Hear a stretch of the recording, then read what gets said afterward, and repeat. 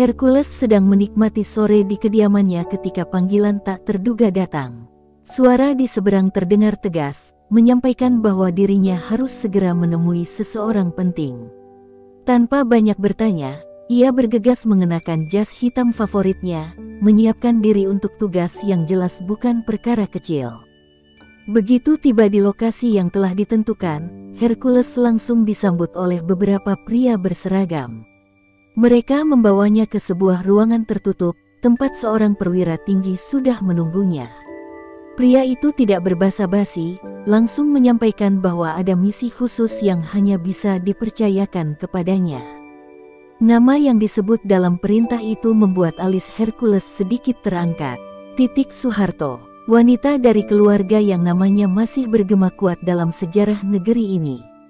Ia diminta untuk mengawal dan memastikan keselamatannya selama kunjungan ke Kalimantan. Sebuah tugas yang sekilas tampak sederhana, tetapi instingnya mengatakan ada sesuatu yang lebih dari sekadar pengamanan biasa. Tanpa perlu banyak pertimbangan, ia menerima tugas tersebut. Bukan hanya karena perintah ini datang dari sosok yang ia hormati, tetapi juga karena pengalaman panjangnya dalam dunia pengamanan. Namun, satu hal yang mengusiknya adalah nama lain yang disebut dalam percakapan singkat itu, Prabowo Subianto. Pikiran Hercules mulai menyusun kepingan-kepingan informasi. Ia tahu hubungan antara Prabowo dan Titik bukan sekadar urusan politik. Dulu, keduanya pernah begitu dekat, tetapi keadaan membawa mereka pada jalan yang berbeda. Kini, ada kemungkinan bahwa pertemuan di Kalimantan bukan hanya soal agenda kerja, melainkan juga kisah yang belum selesai. Malam itu, sebelum keberangkatan, Hercules duduk diam di beranda rumahnya, mengisap rokok dalam-dalam. Dalam perjalanan hidupnya, ia sudah menghadapi banyak situasi berbahaya, dari pertarungan di jalanan hingga intrik politik yang rumit. Tetapi entah mengapa, tugas kali ini terasa berbeda. Ada beban tak kasat mata yang menyelimuti udara, seolah ada sesuatu yang lebih besar sedang dipertaruhkan. Keesokan harinya, ia berangkat menuju pangkalan udara dengan tim kecil yang telah dipilih secara khusus. Setiap langkahnya mantap, menunjukkan kesiapan tanpa keraguan. Ia bukan orang yang suka mempertanyakan keputusan, tetapi kali ini, ada rasa penasaran yang tak bisa ditepis. Apakah ini hanya misi pengawalan biasa, atau ada permainan tersembunyi di baliknya? Di dalam pesawat yang membawanya ke Kalimantan, Hercules duduk dengan tangan terlipat di dada, matanya menatap keluar jendela. Ia memikirkan segala kemungkinan yang bisa terjadi di lapangan. Jika ada ancaman, dari mana asalnya? Jika ada kepentingan lain di balik misi ini, apa motif sebenarnya? Satu hal yang ia yakini, tugasnya tetap sama, menjaga, mengawal, dan memastikan bahwa tidak ada yang bisa menyentuh sosok yang telah dipercayakan kepadanya. Kalimantan mungkin hanya sebuah lokasi, tetapi misi ini jelas bukan perjalanan biasa. Ada sesuatu yang harus terungkap di sana, dan ia akan berada di garis depan untuk menyaksikannya. Pesawat yang ditumpangi Hercules mendarat mulus di landasan udara Kalimantan, disambut oleh deru angin yang membawa aroma tanah basah. Langit mendung, seakan mencerminkan atmosfer yang menggantung di kepalanya, penuh tanda tanya. Ia melangkah keluar dengan tatapan tajam, menilai situasi sekeliling. Beberapa pria berpakaian resmi sudah berjaga di sekitar area kedatangan, memastikan keamanan sebelum tamu penting tiba. Tak butuh waktu lama, pesawat kedua mendarat. Dari dalam, seorang wanita melangkah anggun, mengenakan kebaya sederhana berwarna biru tua. Titik Soeharto. Matanya menyapu sekitar dengan ekspresi tenang, meski Hercules bisa membaca ketegangan yang tersembunyi di balik tatapan itu. Perjalanan ini bukan hanya sekadar kunjungan kerja, ada sesuatu yang lebih dalam yang membuatnya tampak berbeda dari figur publik lain. Hercules bergerak cepat, memastikan pengamanan di sekelilingnya sebelum mendekat. "Ibu, kita harus segera menuju kendaraan," ucapnya dengan suara rendah namun tegas. Titik hanya mengangguk, lalu berjalan di sampingnya.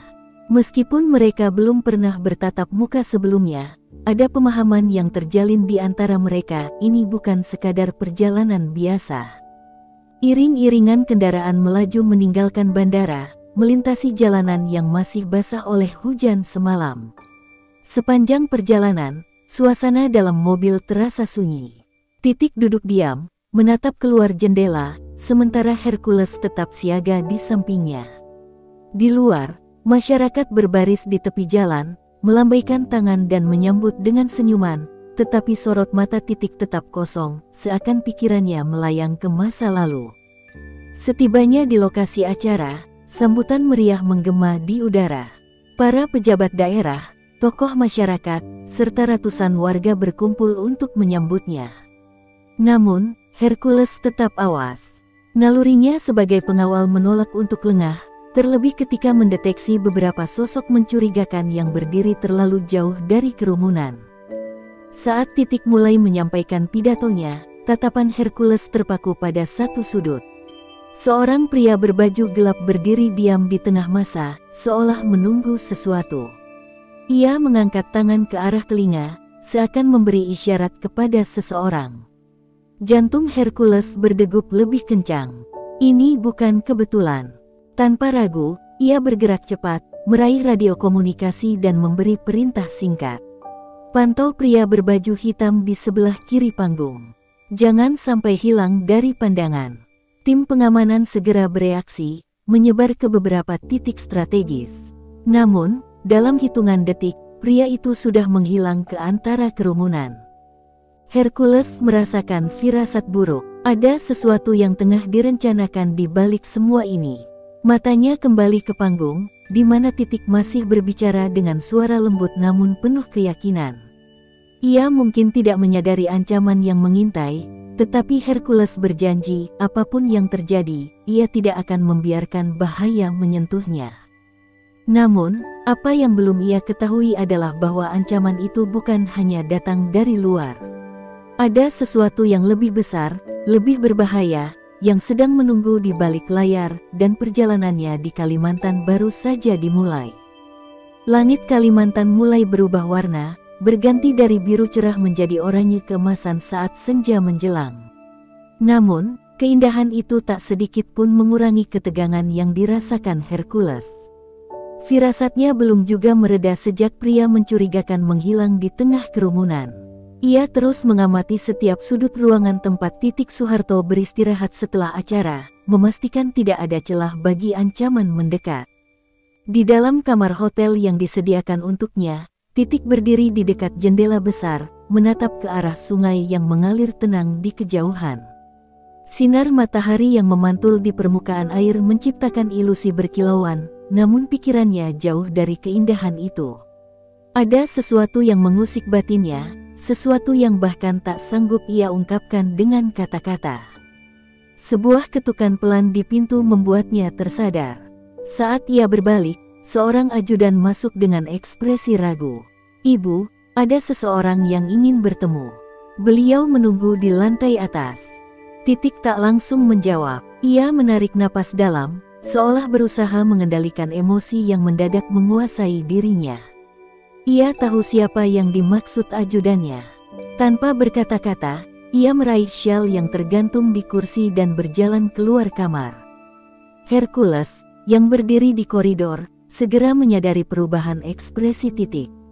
Ada sesuatu yang berbeda dalam caranya melangkah, bukan ketegangan seperti sebelumnya, melainkan pergulatan batin yang lebih dalam. Tanpa bertanya, ia mengikuti dari belakang, memastikan keamanan di setiap sudut yang mereka lalui. Saat lift terbuka di lantai tertinggi, angin malam yang bertiup lembut menyambut mereka.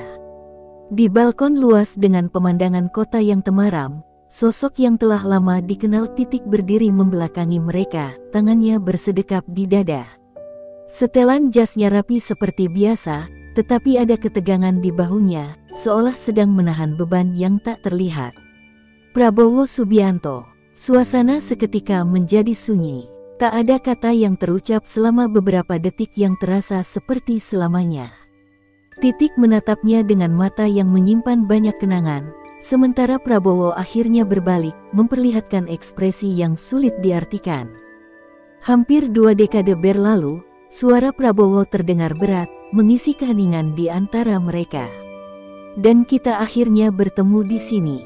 Titik mengangguk pelan, berusaha menyembunyikan emosi yang bergolak di dadanya. Ya, di tempat yang mungkin tidak pernah kita bayangkan sebelumnya. Hercules berdiri tak jauh dari mereka, pura-pura tidak peduli meski setiap kalimat yang terucap ia simpan baik-baik dalam ingatan. Ia mungkin hanya seorang pengawal dalam misi ini, tetapi kini ia menyadari bahwa perjalanannya ke Kalimantan bukan sekadar tentang memastikan keselamatan Titik. Ia menjadi saksi dari pertemuan yang telah lama tertunda, dari kisah yang belum benar-benar usai. Tatapan Prabowo tak pernah lepas dari Titik. Ada sesuatu yang ingin ia katakan, tetapi bibirnya tetap tertutup rapat. Begitu banyak hal yang harus dijelaskan, begitu banyak luka lama yang mungkin tak bisa sembuh hanya dengan sebuah pertemuan. Kau masih mengingat tempat ini? Prabowo akhirnya bertanya, suaranya lebih lembut dari sebelumnya. Titik tersenyum tipis, tetapi ada kepedihan dalam senyum itu. Bagaimana mungkin aku lupa? Tempat ini menyimpan terlalu banyak cerita. Malam semakin larut, tetapi percakapan mereka baru saja dimulai. Hercules tetap berdiri di sana, berjaga dalam diam, memastikan bahwa tidak ada yang mengganggu pertemuan dua hati yang pernah menyatu, lalu terpisah oleh waktu dan keadaan. Namun, ia juga tahu bahwa di balik pertemuan ini, ada badai yang sedang menunggu. Dan tugasnya belum selesai. Angin malam yang bertiup lembut seakan tak mampu meredakan ketegangan yang menggantung di antara Titik dan Prabowo. Mereka berdiri berhadapan di balkon hotel, terpisah hanya oleh beberapa langkah, tetapi terasa begitu jauh oleh kenangan yang masih membekas. Tatapan keduanya berbicara lebih banyak daripada kata-kata yang bisa mereka ucapkan. Prabowo menarik napas panjang sebelum akhirnya bersuara, "Aku sering bertanya-tanya, apakah kau pernah menyesal?" Titik mengalihkan pandangannya ke cakrawala yang mulai gelap. Suara Prabowo menggema di hatinya, mengaduk perasaan yang selama ini ia simpan rapat. "Menyesal," ulangnya pelan, lalu tersenyum getir. "Aku tidak tahu apakah yang kita alami dulu pantas disebut sebagai kesalahan." Hercules yang berdiri tidak jauh dari mereka tetap diam, memasang telinga tanpa bermaksud mencampuri. Sebagai pengawal, ia tahu kapan harus berbicara dan kapan cukup menjadi bayangan yang tak terlihat. Namun, ia juga menyadari bahwa pertemuan ini bukan sekadar nostalgia. Ada sesuatu yang lebih dalam, sebuah luka lama yang belum benar-benar sembuh. Prabowo mengepalkan tangannya di pagar balkon. "Kalau bukan kesalahan, lalu apa? Kenapa kita harus berakhir seperti itu?" Suaranya terdengar berat, penuh emosi yang tak mampu ia kendalikan. Titik menghela napas, memejamkan mata sejenak sebelum kembali menatapnya. "Karena keadaan, karena ambisi, karena dunia di sekitar kita tidak pernah benar-benar mengizinkan kita bersama." Keheningan menyelimuti mereka, hanya suara angin yang berbisik, seakan membawa bayangan masa lalu yang masih menyisakan luka di hati masing-masing. "Aku berusaha melupakan," lanjut Titik, suaranya lebih pelan. "Berusaha menjalani hidup tanpa menoleh ke belakang. Tapi kenyataannya, beberapa hal tidak bisa dihapus begitu saja." Prabowo tersenyum kecil, tetapi matanya tak menyembunyikan kepedihan. "Aku juga. Setiap langkah yang kuambil, aku selalu bertanya, bagaimana jika semuanya berbeda? Jika aku memilihmu di atas segalanya, apakah kita akan tetap di sini, berbicara seperti ini?" Titik tidak menjawab, mungkin karena ia sendiri tidak tahu jawabannya, atau mungkin karena terlalu menyakitkan untuk membayangkan apa yang bisa saja terjadi jika mereka mengambil jalan yang berbeda. Hercules menyadari bahwa percakapan ini semakin dalam. Ia tahu bahwa luka lama yang terbuka bisa menjadi bahaya tersendiri, bukan hanya bagi hati mereka berdua, tetapi juga bagi semua yang terlibat dalam kehidupan mereka sekarang. Titik akhirnya menghela napas panjang, lalu menatap Prabowo dengan sorot mata yang lebih tegas. "Kita tidak bisa mengubah masa lalu. Yang bisa kita lakukan hanyalah menerima dan melanjutkan." Prabowo mengangguk pelan, tetapi hatinya berkata lain. Ia tahu bahwa pertemuan ini bukan sekadar kebetulan. Mungkin ini kesempatan terakhirnya untuk mengungkapkan sesuatu yang selama ini ia pendam. Namun, sebelum ia bisa berkata lebih jauh, sebuah suara dari alat komunikasi Hercules membuat mereka tersentak. "Pak Hercules, kami mendeteksi pergerakan mencurigakan di sekitar hotel. Kemungkinan ancaman mendekat." Seketika, atmosfer berubah. Prabowo dan Titik saling bertukar pandang, kesadaran akan kenyataan yang harus mereka hadapi kembali menguasai pikiran. Hercules segera memasang sikap waspada. "Kita harus segera pergi dari sini." Tanpa menunggu jawaban, ia bergerak cepat, memastikan jalur keluar aman. Prabowo dan Titik, meskipun masih terjebak dalam perasaan yang belum selesai, tahu bahwa ini bukan saatnya untuk membahas masa lalu. Ada sesuatu yang lebih besar yang sedang mengintai mereka. Dan mungkin, ini baru permulaan dari badai yang akan datang. Hercules bergerak cepat, menekan tombol di alat komunikasinya. Status. Suara di seberang terdengar tergesa. 3 orang tak dikenal terpantau di area parkir. Gerak-gerik mereka mencurigakan. Tim sedang bergerak untuk identifikasi. Tatapan Hercules semakin tajam. Ia tak pernah mengabaikan firasatnya, dan kali ini ia tahu ada sesuatu yang lebih besar dari sekadar pertemuan Titik dan Prabowo. Jangan lakukan tindakan gegabah. Pastikan identitas mereka sebelum bertindak. Prabowo yang berdiri di dekatnya mengamati dengan ekspresi serius. Nalurinya sebagai mantan militer segera membaca situasi. Apakah ini hanya kebetulan, atau ada yang memang mengincar? Titik masih berdiri diam, tetapi sorot matanya menyiratkan kecemasan. Ia sadar, perjalanan ini bisa memancing banyak pihak yang tak senang dengan keberadaannya di Kalimantan. Namun, tak pernah ia bayangkan bahwa ancaman itu bisa datang begitu cepat. Hercules menoleh ke arah Prabowo. "Kita tidak bisa mengambil risiko. Ibu Titik harus segera dipindahkan ke tempat yang lebih aman." Sebelum Prabowo sempat menjawab, suara ledakan kecil terdengar dari luar hotel. Bukan sesuatu yang besar, tetapi cukup untuk menimbulkan kepanikan. Alarm berbunyi, dan beberapa tamu hotel mulai berhamburan keluar.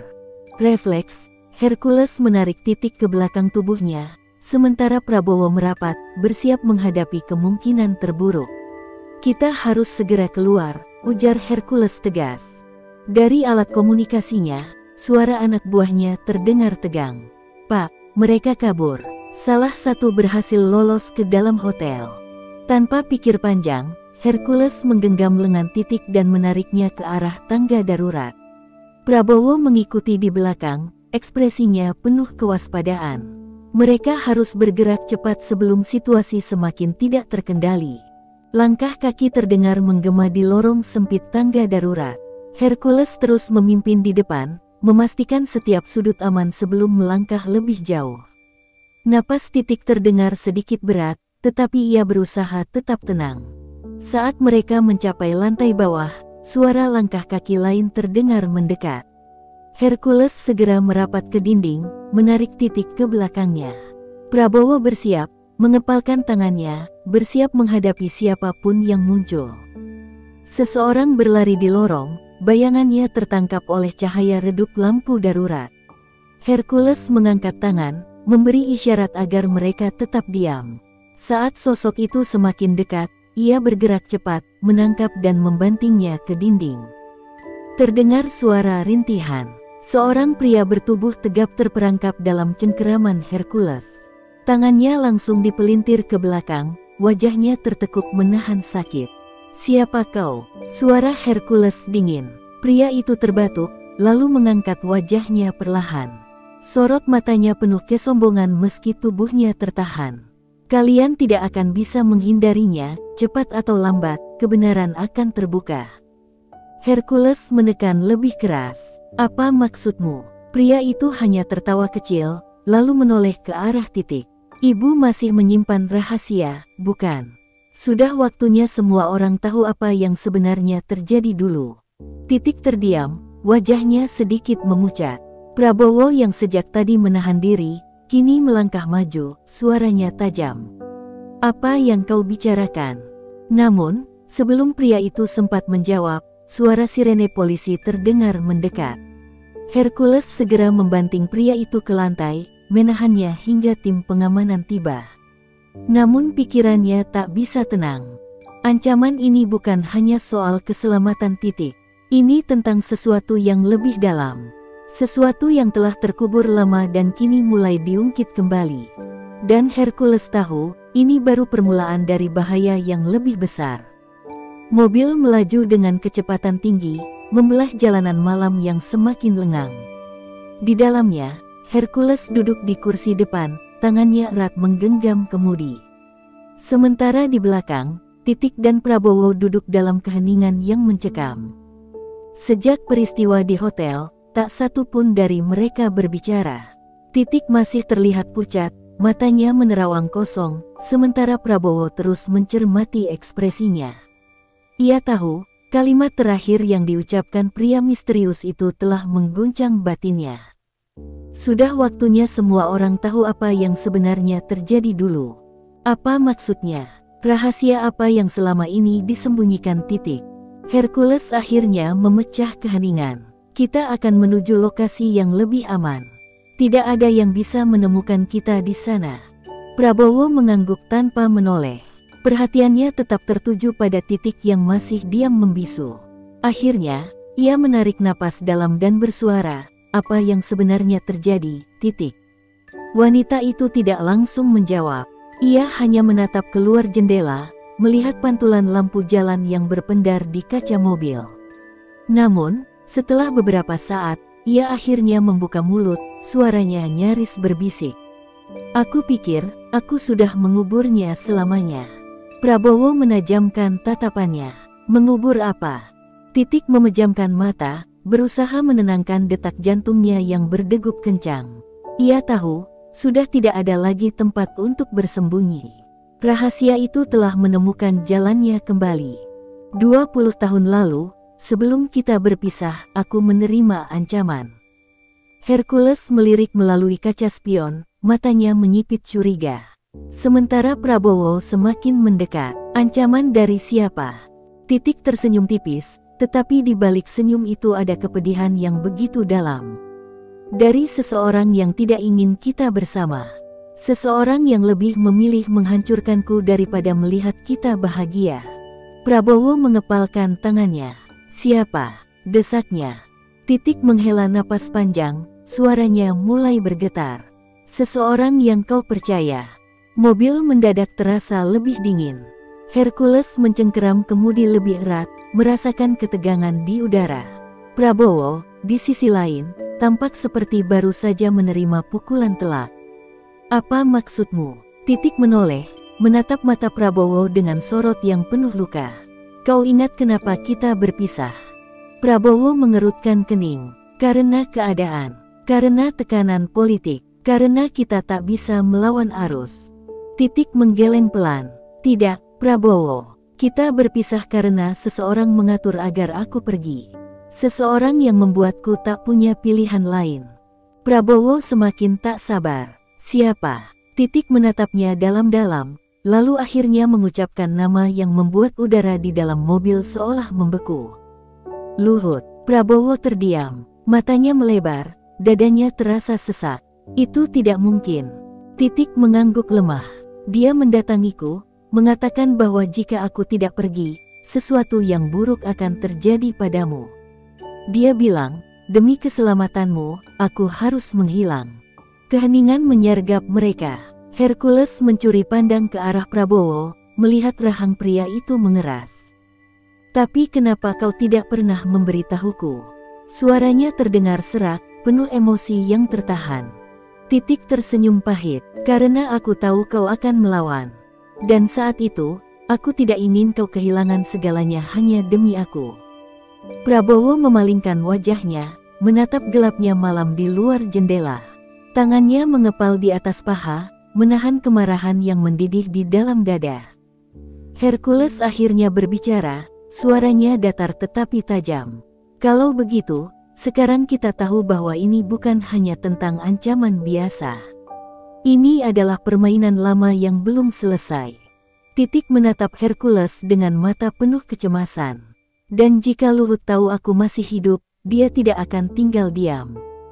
Prabowo akhirnya kembali menoleh, ekspresinya telah berubah.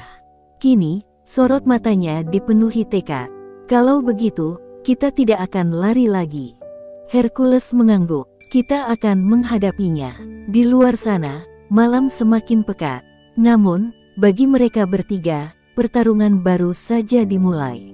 Mobil melaju semakin jauh dari kota, menuju sebuah lokasi rahasia yang hanya diketahui oleh Hercules.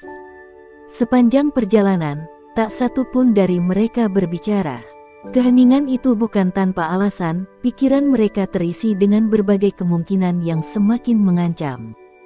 Prabowo duduk diam, tatapannya kosong menembus jendela. Nama yang disebut Titik tadi masih bergema di kepalanya. Luhut, sahabatnya, orang kepercayaannya. Ia sulit mempercayainya, tetapi cara Titik berbicara, ketakutan yang tersirat dalam sorot matanya, semua itu terlalu nyata untuk diabaikan. Hercules akhirnya memecah kebisuan. Aku akan menghubungi timku untuk menyelidiki lebih dalam. Jika memang Luhut yang berada di balik semua ini, kita harus bersiap. Titik menarik napas panjang, mencoba menenangkan kegelisahannya. Aku tak pernah ingin ini terungkap. Aku pikir setelah sekian lama, semuanya telah berlalu. Prabowo menoleh, suaranya penuh luka. Bagaimana bisa kau menyimpan ini sendirian selama bertahun-tahun? Wanita itu menatapnya, ada rasa bersalah yang dalam di wajahnya. Karena aku tahu jika kau mengetahuinya, kau tidak akan diam saja. Aku takut kehilanganmu lebih dari yang sudah aku alami. Prabowo mengepalkan tangan. Dan sekarang, kita berada dalam bahaya yang lebih besar karena rahasia itu. Hercules yang masih fokus pada jalan tiba-tiba mengerutkan kening. Dari kaca spion, ia melihat dua titik cahaya yang mendekat dengan cepat. Lampu mobil. Pegangan, ucapnya tegas.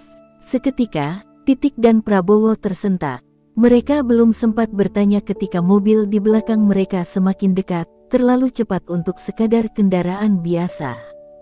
Hercules menekan pedal gas, mempercepat laju mobilnya. Tapi mobil di belakang mengikuti dengan agresif. Mereka mengejar kita, gumam Hercules, rahangnya mengeras. Prabowo langsung meraih pistol yang diselipkan di pinggangnya. Siap bertindak. Hercules menatap kaca spion sekali lagi. Kita tak punya pilihan lain. Tiba-tiba, terdengar suara letusan. Peluru pertama menghantam kaca belakang, membuat Titik berteriak tertahan.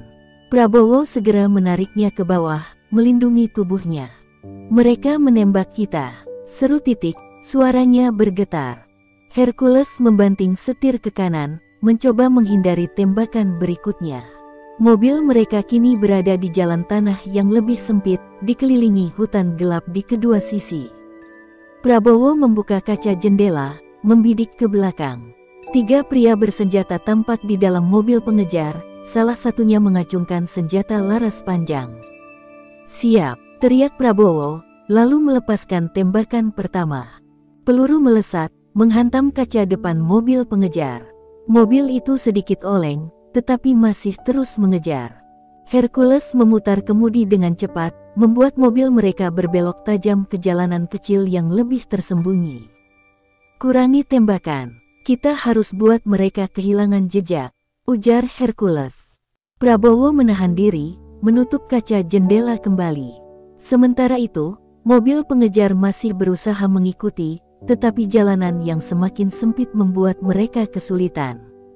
Hercules melihat kesempatan. Dengan kecepatan tinggi, ia membanting setir ke jalan setapak yang lebih terjal, lalu tiba-tiba mematikan lampu depan.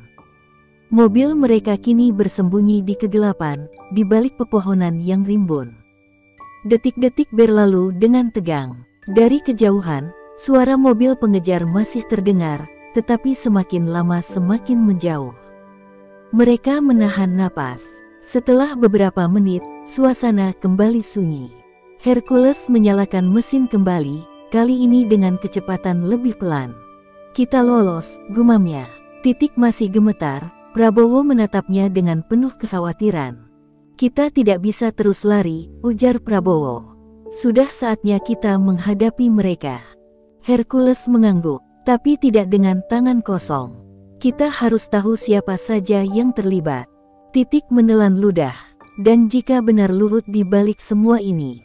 Prabowo menatap lurus ke depan, matanya penuh amarah dan tekad. Maka aku sendiri yang akan menghadapinya. Di luar sana, malam semakin gelap. Tetapi kini mereka tahu, kegelapan yang sesungguhnya bukan berasal dari malam, melainkan dari bayangan masa lalu yang kembali menghantui. Malam masih menyelimuti perjalanan mereka, tetapi bukan hanya kegelapan yang mengintai. Di dalam mobil, Prabowo duduk dengan rahang mengeras, pikirannya dipenuhi pertanyaan yang berputar tanpa henti. Luhut, orang yang telah berdiri di sisinya selama ini. Benarkah dia adalah dalang dari semua ini? Titik menggenggam jemarinya sendiri, mencoba menenangkan debaran jantung yang tak kunjung stabil. Kita harus berhati-hati, suaranya nyaris berbisik. Kalau benar dia masih mengawasi kita, maka dia juga tahu kemana kita akan pergi. Hercules menatap kaca spion, memastikan tak ada lagi mobil yang mengikuti. Kita tidak bisa hanya mengandalkan pelarian. Kita harus memastikan siapa yang bisa dipercaya.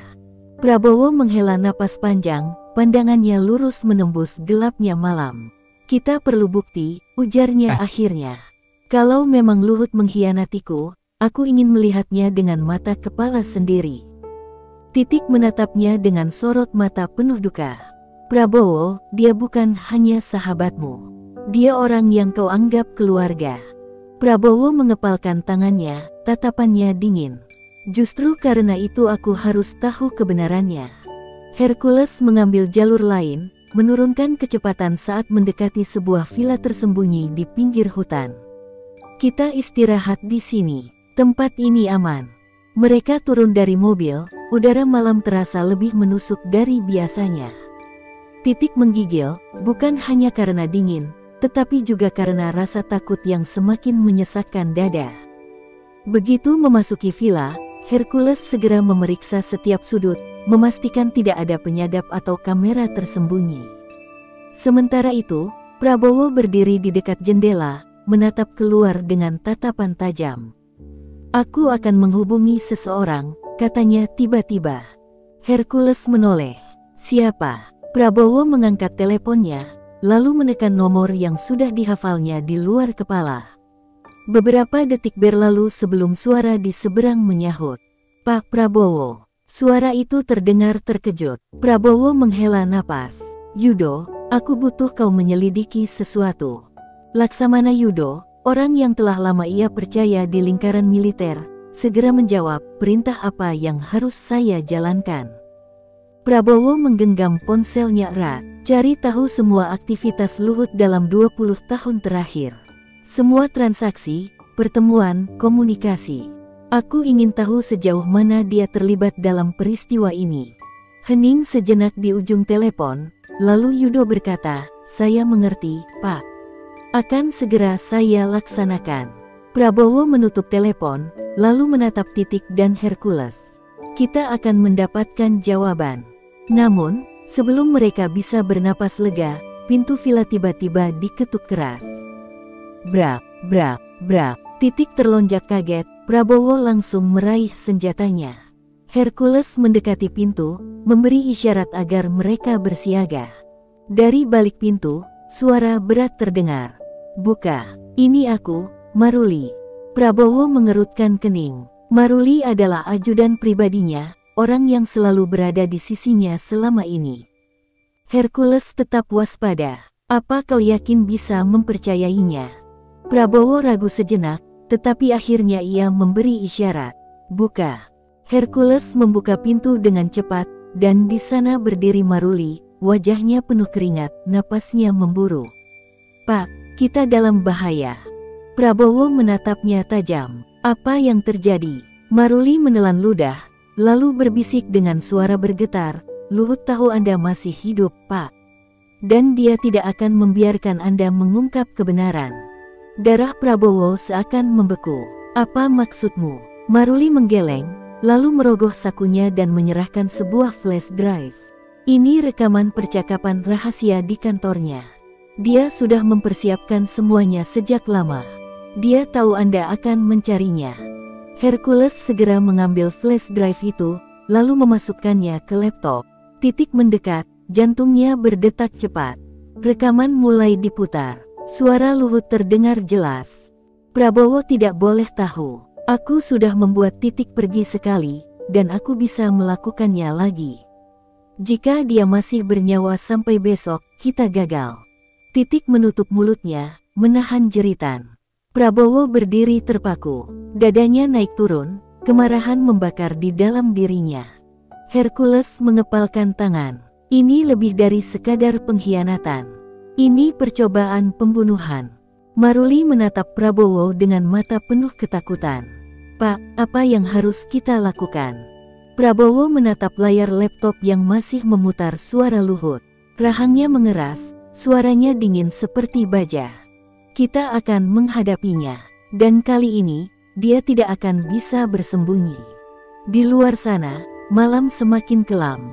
Tetapi perang telah dimulai. Dini hari di villa tersembunyi, Prabowo berdiri di tengah ruangan dengan tatapan tajam. Tubuhnya dipenuhi amarah yang tak lagi bisa dibendung.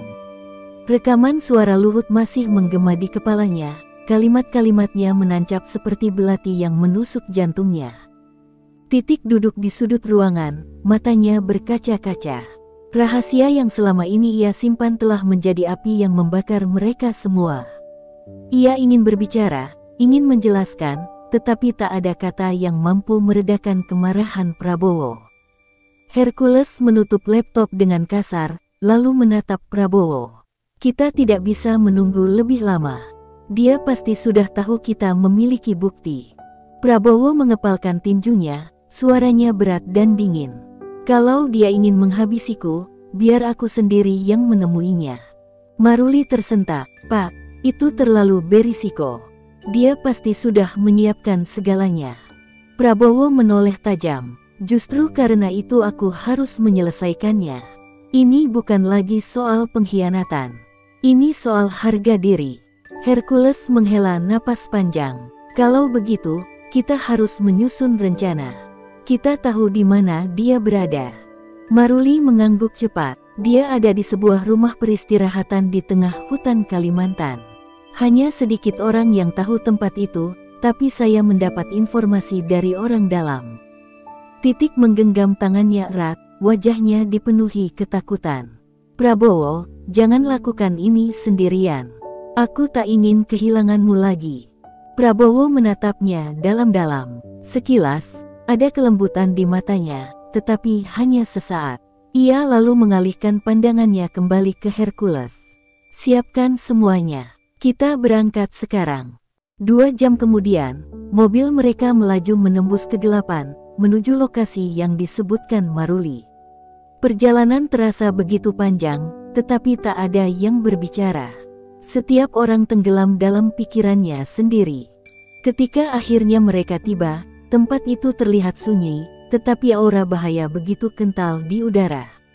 Rumah kayu besar berdiri di tengah hutan, lampu-lampu di sekelilingnya menyala redup. Hercules mengamati sekitar. Terlalu sepi. Ini pasti jebakan. Prabowo menarik napas panjang. Kita tidak punya pilihan. Mereka melangkah mendekat, pistol tergenggam erat di tangan. Saat Prabowo membuka pintu, suara pelan menyambut mereka. Aku sudah menunggumu, Prabowo. Di dalam ruangan, Luhut duduk tenang di kursinya, seolah tak terganggu dengan kehadiran mereka. Senyumnya samar, matanya memancarkan sesuatu yang sulit diartikan. Prabowo berjalan mendekat, ekspresinya dingin. Kenapa? Luhut menghela napas, lalu bersandar di kursinya. Kau selalu terlalu percaya pada orang-orang di sekelilingmu. Itu kelemahan terbesarmu. Prabowo mengepalkan tangan. Aku percaya padamu. Aku menganggapmu saudara. Luhut menatapnya lama sebelum akhirnya berbicara. Saudara, kalau aku saudaramu, kenapa aku selalu ada di belakangmu? Kenapa kau yang selalu dipilih, sementara aku hanya menjadi bayangan? Hercules menyela, suaranya tajam. Jadi semua ini karena ambisi. Luhut tertawa pelan. Ambisi? Tidak, ini lebih dari itu. Ini tentang keadilan. Prabowo mengangkat pistolnya. Dan keadilan macam apa yang membuatmu berusaha membunuhku? Luhut tersenyum. Keadilan yang seharusnya sudah lama kudapatkan. Tiba-tiba, suara langkah kaki terdengar dari luar. Hercules segera menyadarinya. Kita harus keluar, sekarang. Prabowo tetap diam, tatapannya tak lepas dari Luhut. Ini belum selesai. Luhut hanya tersenyum. Tidak, ini baru saja dimulai. Tepat saat itu, suara tembakan menggema di udara. Kaca pecah, peluru melesat ke segala arah.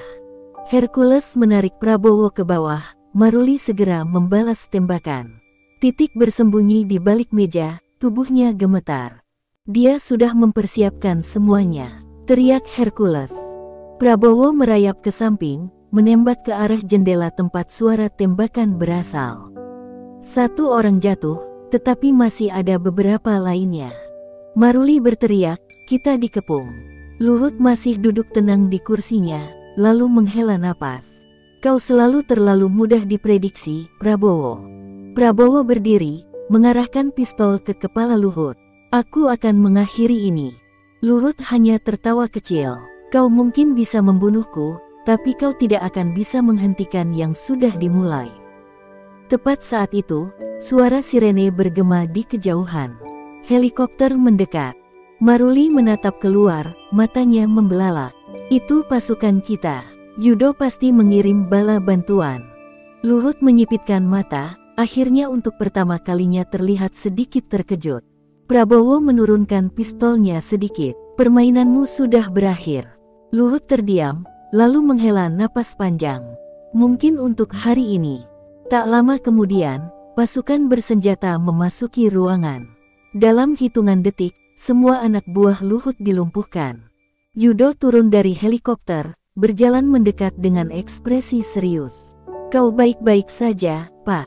Prabowo menatapnya dengan tegas. Ya, tapi ini belum selesai. Titik akhirnya berdiri, matanya merah karena menangis. Bisakah kita pergi sekarang? Prabowo menoleh padanya, lalu mengangguk. Ya, saat mereka berjalan keluar, Luhut ditahan oleh pasukan khusus. Sebelum dibawa pergi, ia menoleh sekali lagi ke arah Prabowo dan berbisik, jangan pernah percaya siapapun. Prabowo menatapnya lama, sebelum akhirnya berkata, justru karena itulah aku percaya pada diriku sendiri. Langit mulai terang di ufuk timur. Babak baru dalam hidup mereka baru saja dimulai.